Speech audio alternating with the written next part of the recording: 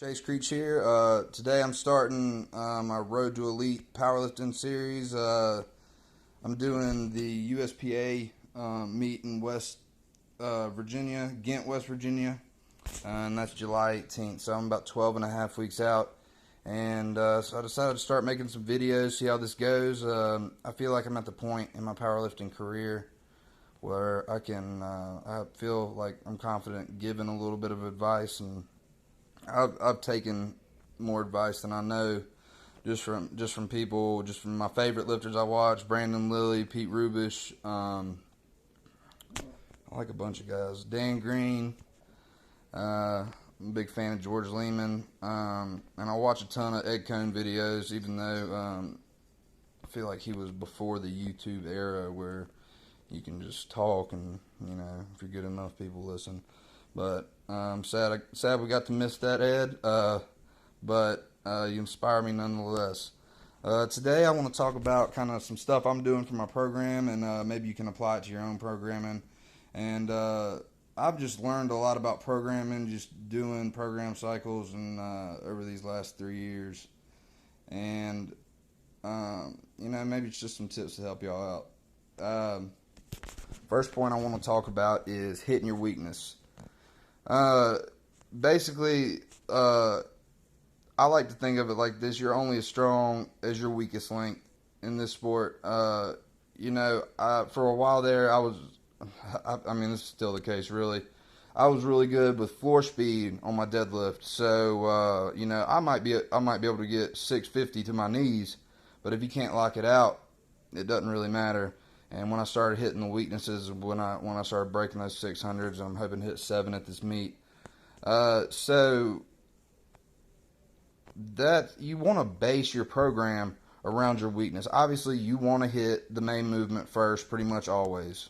But when it comes to hitting your secondary lift, make it your weak point. For me, that was my deadlift lockout for the deadlift. So, I focused on block pulls a ton. I focused on rack pulls, getting that lower back and glutes and, just in check, getting that floor speed. So, how do you do this? Let me give you an example for the bench press. So I split it up. I go my A day and my B day. I try to give them about equal space apart. So on my A day, I'll do, the main movement. I'll do bench press, and then I'll hit back.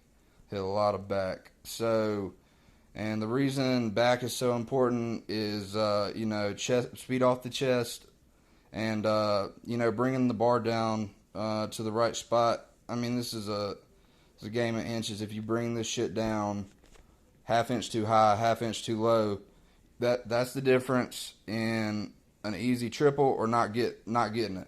I mean, I'm dead serious. That sounds like an exaggeration, but I know this from experience. So what do I do on my B day? I focus on my triceps and my shoulders. So my shoulders were a weak point that I really didn't even think about, because a lot of programs, especially like Russian programs and stuff like that, they don't really emphasize the shoulder press that much. And what I think this is from is geared lifting, kind of. The shirt puts you in a position where your shoulders aren't compromised at all. So for geared lifting, maybe it isn't that important, but for raw lifting, you want to develop your deltoids a ton, as much as possible, really. And I was stuck at a 375 plateau, something like that, 375 for the longest time. And right when I started doing shoulder press, I just noticed it just go up. And it went. What I did was I did my shoulder press to bench ratio. As my shoulder press went up, my bench press went up the same amount. And a lot of people can't bring themselves to focus on a lift that isn't one of the main threes. But think about it like this: if my shoulder press is 60% of my bench press max, so every 5 pounds you go up on shoulder press, that's about 9 pounds on your bench press. And what's awesome is you make noob gains on the shoulder press because it's a new movement for you. So it's almost like going back to making noob gains on the bench. Not quite as drastic, but it's literally like a cheat code to the bench press. You find a movement that you haven't done in a programming cycle, floor press, close grip, overhead press, something, and it directly correlates to the bench press. It's a really awesome trick I learned. So basically find your weak point and focus on it. Is my first point. Second point I want to focus on is rep ranges. This took me a long time to figure out, y'all. And mainly because with powerlifting, there is this.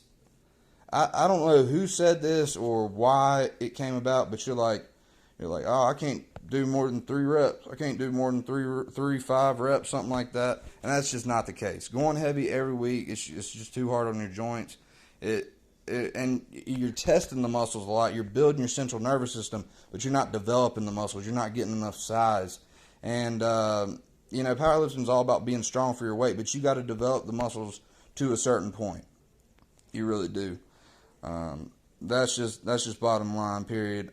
So what I like to do, so basically I used to run a 10-week programming cycle, and I just started off heavy, end heavy. And what I found was getting that base of volume first really, really, really, really helps. And it helps give you size, especially in those weakness areas. And so what I like to do now is do a 15-week program. So I do the first 5 weeks, and this might kill you as a powerlifter. It might be the worst thing you've ever done. But I do volume. I do a ton of volume. And some programs are big on it, some aren't. But I found that it really does help. So the first 5 weeks is volume. I might do 3x12, 4x10, 5x8, something like that. Work my way down a little bit. But basically, I stay in that 8 to 12 range and do some AMRAPs for my last working set. Really push that work capacity, get your work capacity up, how much work you can do over a certain period of time. Then you start your 10-week program, right? So after you do all this volume, you're gonna, you're just not. It's not that you're weaker. You're just not used to heavy weights. You're not used to it.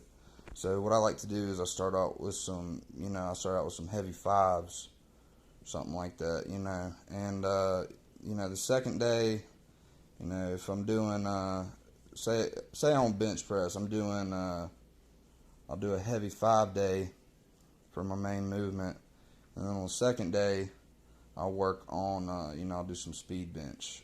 And speed, if this isn't important to you, if you think your speed's already good, then fuck it, don't do it, But speed bench really did help me get my form right and help me just be more explosive and go all the way through the movement. And I like to do kind of a west side approach on this. I'll do like 50% of my max and maybe put some bands or chains on the side and do maybe, 7 to 10 sets of 2 to 3. Give yourself 30 seconds to 45 seconds in between. And this helps you get a little bit of volume actually without even thinking about it really. But it works you kind of fatigued. But the point is to be able to blast through reps, and get that form right and get your speed up, and then work on the your shoulders and tries hard. So and then towards the end, about 3 weeks from the end, I want to be hitting heavy doubles and triples, and 2 weeks out, that's when I kind of hit. Other than deadlift I hit it 3 weeks out because deadlift, you gotta recover a little bit more. That if you're a powerlifter. But for squat and bench, at least, I want to hit a heavy single. At least I want to hit my opener, no doubt, and go into a second attempt, maybe a little bit higher than my second attempt.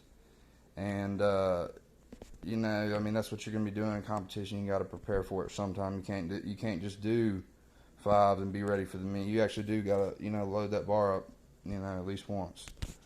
And then a week out, this is gonna be tough for a lot of powerlifters. I know it's gonna be tough, but you got to take that week off. You got to chill, jerk off, eat ice cream, or unless you're overweight, don't eat ice cream. But you know, you gotta relax. Watch YouTube videos.